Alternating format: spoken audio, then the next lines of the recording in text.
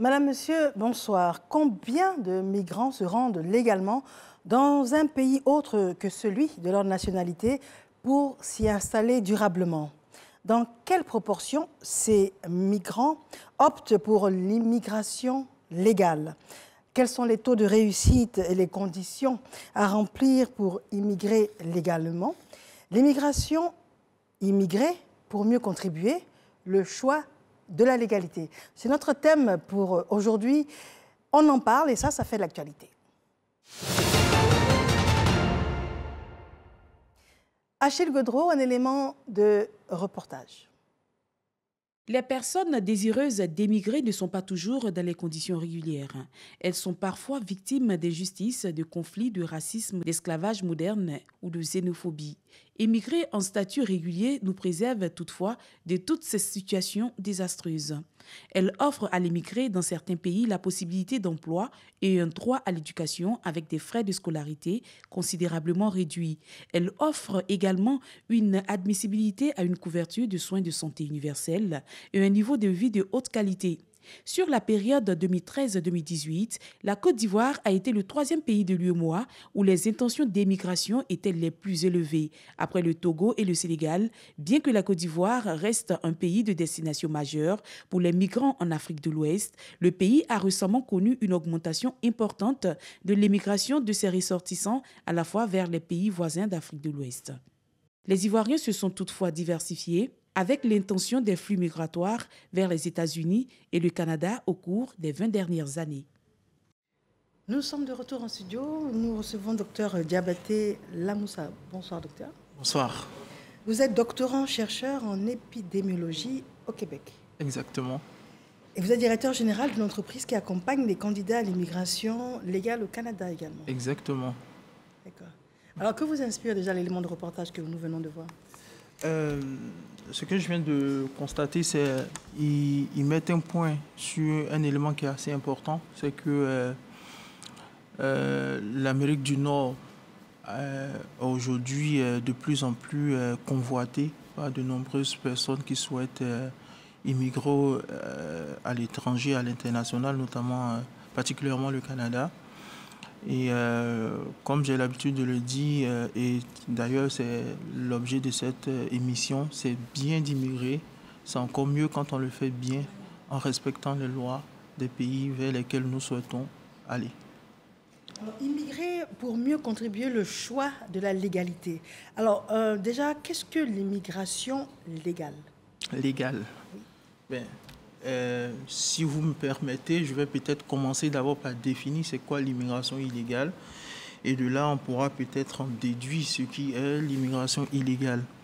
De façon assez plus simple, on pourrait définir l'immigration illégale comme étant le fait de... Illégal. Hein? Illégal. Oui. La définition que vous souhaitez, c'est illégal. OK. Non, ce que je souhaite, c'est légal. C'est légal. Mais on peut commencer par illégal. Exactement. En fait, je vais commencer par illégal et de là... On va en déduire la définition de l'immigration légale. Alors, comme je le disais tantôt, l'immigration illégale, selon moi, si on veut vraiment le résumer, c'est le fait de vouloir vivre, s'installer et travailler dans un pays autre que le sien sans avoir l'autorisation nécessaire. Cela peut se produire de plusieurs manières. Premièrement, on a le schéma assez classique, assez répandu. Pour des personnes, par exemple, qui prennent les bateaux, ce sont des personnes qui n'ont aucune autorisation légale, qui n'ont aucun document requis, mais qui utilisent des voies plus ou moins risquées pour se rendre dans le pays. Ça, c'est le premier scénario. Le second scénario, ce sont les personnes qui ont un statut légal, des documents légaux, soit qui sont autorisés à aller dans le pays pour des études, ou qui sont autorisés à y aller pour le tourisme, mais qui par la suite décident de ne plus retourner dans le pays lorsque leur statut expire. Donc eux, ils rentrent dans l'irrégularité. Le troisième élément qu'on peut citer également qui peut provoquer de l'immigration illégale, ce sont ces personnes-là qui, pour des raisons de sécurité ou des raisons de catastrophes climatiques, ou même pour des raisons religieuses ou encore de questions d'orientation sexuelle, par exemple, les personnes qui pensent ne pas être à leur place dans leur pays, qui pensent qu'ils seront mieux considérés ailleurs, décident d'aller vers d'autres destinations. Et une fois sur place, ils font la demande, par exemple, d'asile ou autre pour pouvoir rester. Et lorsque leur demande est refusée, ils décident de rester malgré tout. Donc, voilà un peu l'immigration. Là, c'est l'immigration illégale. Donc, on comprend bien qu'il faut obtenir des documents pour être exactement. Du coup, si on doit définir l'immigration légale, c'est simplement tout le contraire. Les personnes qui font la demande et qui sont autorisées à y aller de façon légitime, de façon légale. Alors, quand on dit faire la demande et puis avoir l'autorisation d'y aller, on a l'impression que c'est simple. Et pourtant, c'est extrêmement compliqué, à moins que je ne me trompe. Pas nécessairement, pas vraiment compliqué. Ça dépend avant tout du profil. Voilà, ça dépend avant tout. Pour certaines personnes, ça peut paraître compliqué, mais pour d'autres, non. Et, généralement, le problème survient lorsque... Le véritable problème, en fait, en général, des Africains et des Ivoiriens en particulier, c'est que les gens ne vont pas vers l'information. Les gens se contentent de ce qu'ils attendent par-ci et là sur les réseaux sociaux et se contentent de ça. Oui. Alors qu'il existe pas mal de ressources, pas mal d'informations pour les orienter dans ces différentes démarches pour immigrer légalement. Donc ce n'est absolument rien de compliqué, il faut juste frapper à la bonne porte, il faut juste aller chercher l'information là où il faut et on verra que c'est quelque chose d'assez aisé. Alors vous êtes convaincu que c'est par manque d'information qu'il y a une ruée vers l'immigration illégale avec tous les dangers que cela comporte? C'est entre autres les causes, en fait, mais il en existe bien d'autres. Alors, quel est le contenu des documents à fournir, par exemple, de manière succincte, pour un candidat à l'immigration légale? D'accord. Déjà, il faut différencier. Il existe plusieurs types d'immigration. Je vais essayer de prendre le cas du Canada, où je suis un peu plus habitué aux procédures. Ça dépend d'abord du motif d'immigration. Est-ce qu'on souhaite y aller pour des études ou on veut y aller en famille et y rester définitivement? Donc, en fonction du motif, les documents... On veut un lendemain meilleur. Un lendemain meilleur. Ici, c'est un peu compliqué, comme la majorité des personnes qui risquent leur vie par des voies illégales. On veut, comme on dit en griffe, on veut aller se chercher. Se chercher. Voilà. Voici un peu, je pense que c'est la majorité des personnes qui partent à exactement. Même les étudiants, quand ils vont pour étudier, l'intention finale, c'est de pouvoir s'installer définitivement. Alors, je dirais que je devrais donc me focaliser sur les personnes qui veulent y aller avec leur famille. Le document qu'on demande assez souvent, c'est on demande à voir le niveau d'études, l'expérience de travail, parce que le Canada, comme ailleurs d'ailleurs, on cherche généralement les personnes qualifiées. Des personnes capables, susceptibles d'apporter un plus à l'économie du pays. Voilà, donc sur cette base, ils établissent des critères, des conditions, et toute personne qui rentre plus ou moins dans ces conditions peut avoir cette chance-là d'aller dans le pays. Alors, immigration pour mieux contribuer, être dans le cadre de la légalité. Alors, le sentiment que la légalité, il y a une notion d'âge, il y a une notion de niveau également, il y a une notion de diplôme, il y a une notion d'expérience professionnelle. Mais ce n'est pas la majorité des candidats à l'immigration qui ont tout ça. Oui, c'est ça. Malheureusement, je le disais, il est vrai que pour immigrer légalement, les pays y mettent, comme j'ai vraiment l'habitude de l'expliquer, les pays ont un besoin, c'est une collaboration gagnant-gagnant. Dans la mesure où, moi, le pays qui reçoit, j'ai un besoin précis, par exemple en matière de main-d'œuvre.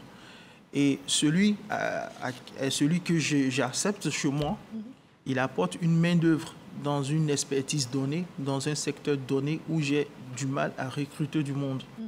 Donc, c'est un peu légitime que moi, en tant que pays, je puisse mettre des conditions. Et c'est un peu comme ça que ça fonctionne. Malheureusement, les personnes qui ne respectent pas ces conditions n'auront pas forcément cette chance d'y aller. Mais il existe naturellement d'autres alternatives. Il y a le profil de la personne qui a un niveau d'études et puis qui souhaite partir. Il y a le profil de la personne qui n'a pas de niveau et qui souhaite aller pour un lendemain meilleur ailleurs.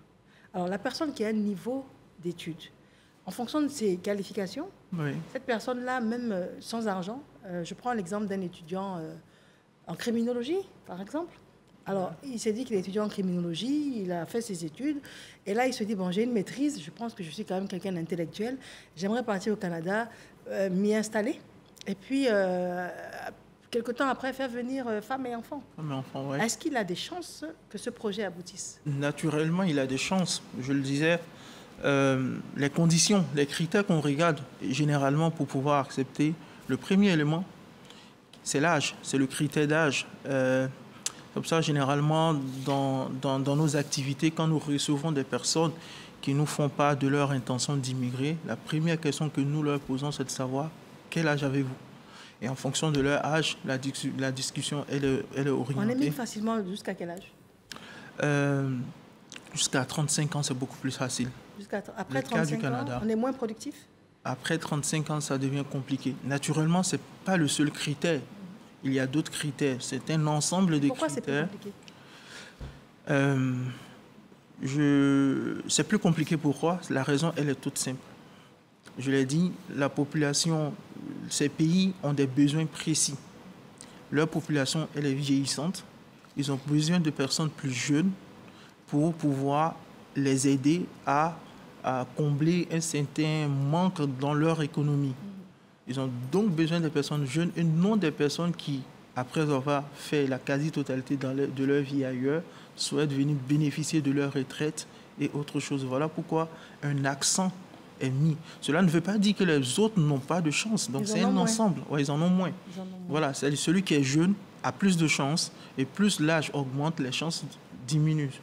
Et il y a d'autres critères qui rentrent en ligne de compte. Donc c'est l'ensemble des critères mis ensemble qui donnent au candidat une note, et sur la base de cette note, il peut être sélectionné ou pas pour l'immigration. Donc déjà, on peut pas... s'il est jeune, s'il a des diplômes... S'il est diplômé... S'il est diplômé, parce que ce qu'on comprend bien d'après ce que vous nous dites, c'est que ces pays-là ont besoin de main-d'œuvre productive. Exactement, c'est ça. Donc des gens jeunes, des gens qualifiés, qui sont qualifiés, qui ont de l'expérience de travail à leur économie. Exactement. Et non pas des personnes qui veulent aller bénéficier des conditions peut-être de retraite ou quoi que ce soit. C'est ça, c'est un peu ça. On pourrait le résumer de façon plus simple. Ça, c'est l'immigration choisie. Donc, c'est lié à un niveau également. Oui, c'est lié à un niveau, à des critères qu'ils mettent. Donc, les personnes qui ne respectent pas ces critères, bon, c'est un peu dommage, mais elles peuvent envisager d'autres alternatives. C'est ce que j'allais vous poser comme question, parce qu'il y a énormément de personnes qui n'ont pas de niveau, et puis qui souhaitent un lendemain meilleur, en estimant que dans leur pays, c'est difficile, comme on dit. Alors ces personnes-là, quelles sont les alternatives qui s'offrent à ces personnes-là pour ne pas aller vers les voies clandestines? La question qu'il faut se poser, en fait, et qui est vraiment importante, est-ce que dans leur pays, il n'existe pas vraiment d'alternative, ou elles pensent qu'il n'existe pas d'alternative? Si je dois me focaliser sur le cas de la Côte d'Ivoire, à ma connaissance, l'État ivoirien met en place pas mal de politiques pour aider sa jeunesse. Et le réel problème que moi je touche, c'est le fait que les gens ne vont pas vers l'information. Ils se contentent des on-dit. Même le cas du Canada, c'est exactement la même chose. Des informations qui sont souvent assez simples, qu'on peut les trouver sur Internet. Ils ne vont pas aller vers l'information et ils vont se baser sur des choses qu'ils entendent par-ci et là pour se faire une idée de la chose. Et c'est ça qui les induit généralement en erreur. Donc je pense que dans leur pays, ils pensent, mais il peut arriver qu'il existe aussi des alternatives beaucoup plus intéressantes et qu'on n'est pas forcément obligé d'aller à l'étranger pour s'en sortir. Voilà, moi j'ai eu la chance d'étudier à l'étranger, j'ai fait tout mon cursus universitaire à l'étranger. Mais j'ai des amis, j'ai des confrères qui ont fait leurs études en Côte d'Ivoire sans mettre le pied dehors, mais qui sont autant qualifiés. Je vous prends au pied du mot, pourquoi vous êtes parti alors, s'il y a toutes les opportunités en Côte d'Ivoire? Pourquoi je suis parti? J'étais jeune, ça c'est parce que j'ai eu le bac et c'était une volonté de la famille, des parents. Donc à l'époque, on n'a pas forcément de mots à dire quand on vient d'obtenir le bac. Et au-delà de ça, aller étudier à l'étranger apporte un plus qu'on n'a pas forcément ici, notamment l'ouverture d'esprit. Et il y a pas mal d'éléments que je pourrais citer qui peuvent être encore plus avantageux. Mais en termes de qualité de formation, on peut rester en Côte d'Ivoire et être très bien formé comme on peut aller. C'est sûr qu'il y a énormément de choses qui ont été faites par le gouvernement pour intégrer, c'est même l'année de la jeunesse, C'est ça. pour intégrer La jeunesse la problématique jeunesse et tout, à l'insertion, tout ça. Mais dites-nous, dans quelle proportion est-ce que, d'après ce que vous savez, dans quelle proportion est-ce qu'il y a des candidats à l'immigration choisis? Choisi. Si je vais me limiter un peu à l'échelle individuelle, en tout cas, on reçoit énormément de demandes de personnes qui souhaitent partir. Énormément de demandes. Et au niveau de façon plus générale, j'ai eu le temps de consulter un peu les statistiques. La Côte d'Ivoire est malheureusement en tête de liste des pays qui ont des personnes qui ont une intention de bouger. On estime, si je ne me trompe pas, si mes calculs sont bons, ça reste à vérifier qu'environ 9% des personnes en Afrique de l'Ouest qui souhaitent immigrer sont d'origine ivoirienne. 9%. 9% environ, voilà, sont d'origine ivoirienne. Et c'est quand même assez relatif, en fait. Voilà. C'est pas beaucoup. Ça dépend. Ça dépend. Ouais. Donc, 9% de personnes, mais dans quelle proportion est-ce que l'immigration choisie, ces personnes parviennent à partir dans ces conditions-là? Avec les nombreux critères qui sont mis en place par le gouvernement, il n'y en a pas forcément beaucoup qui réussissent à obtenir, gain de cause.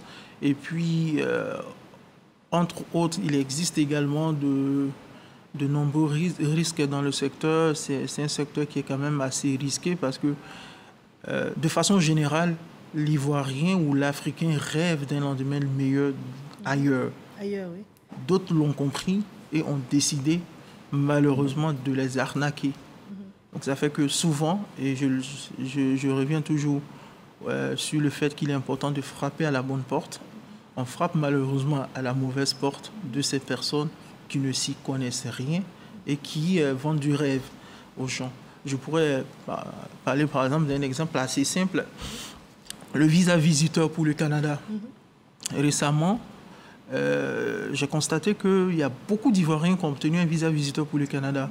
Il se trouve qu'il y a des gens ici qui font croire aux Ivoiriens qu'il est facile d'entrer au Canada avec un visa visiteur, tourisme, et une fois au Canada, ils peuvent facilement changer leur statut, ce qui est totalement faux.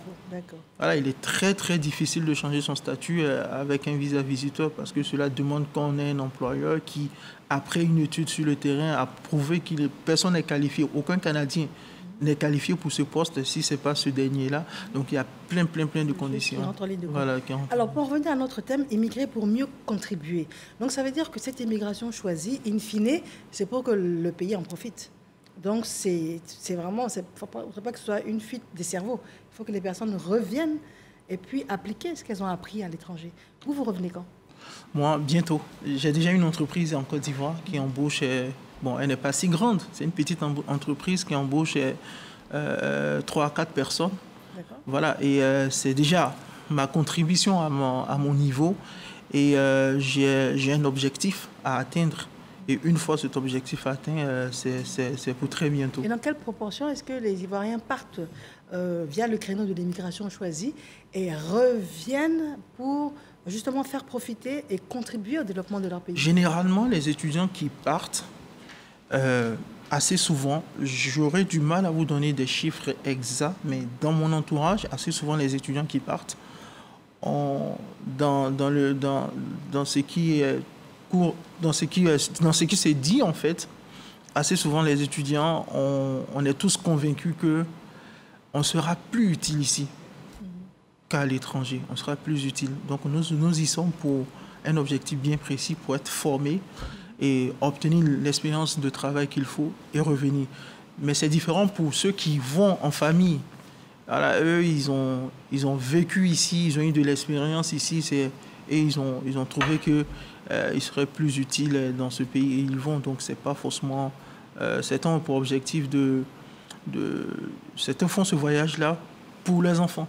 Ils se disent que c'est un sacrifice qu'on fait pour les enfants. Donc, lorsqu'ils ont pu mettre les enfants dans des conditions qu'ils estiment optimales, ils peuvent envisager de rentrer. Et ça se fait assez souvent. Donc, si on a bien compris, immigrer pour mieux contribuer, c'est tout à fait possible. Il suffit d'avoir, enfin, parmi les critères importants, moins de 35 ans, avoir un bon niveau d'études. Et puis, il faut être patient. Il faut être patient également.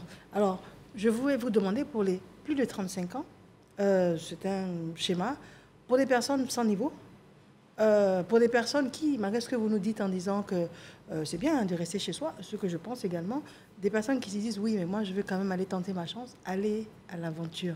Est-ce qu'il y a des dernières options envisageables pour ne pas qu'elles aillent se tuer en haute mer là-bas? Oui, il y a des options qu'on peut envisager. C'est l'immigration, je dirais, le schéma classique assez connu, c'est ce que vous venez de citer, que vous venez d'ailleurs très bien de citer. Mais en plus de cela, il existe en fait pas mal d'entreprises qui cherchent des profils particuliers. À l'étranger? À l'étranger, qui cherchent des profils particuliers, des personnes qui ont une expérience particulière, qui savent faire quelque chose de précis, technique, assez technique. Je veux parler par exemple des agriculteurs ou des mécaniciens. Et donc, on ne demande pas forcément un niveau d'études assez élevé. La seule chose, c'est que souvent, c'est très sélectif. C'est vraiment très sélectif. Et comme c'est très sélectif, beaucoup de personnes n'essayent même pas. Je me souviens, j'ai reçu une dame, une fois dans mon bureau ici à Abidjan, qui m'a dit qu'elle souhaitait aller au Canada pour exercer le métier dans le domaine de la santé, particulièrement les soins infirmiers, qui était particulièrement âgée. Elle était âgée. Je lui ai dit, écoute, d'après les informations que nous avons, je pense que ça risque d'être un peu difficile pour vous. Et malheureusement, à notre niveau, il nous sera un peu difficile de vous accompagner, de vous guider dans ce sens-là.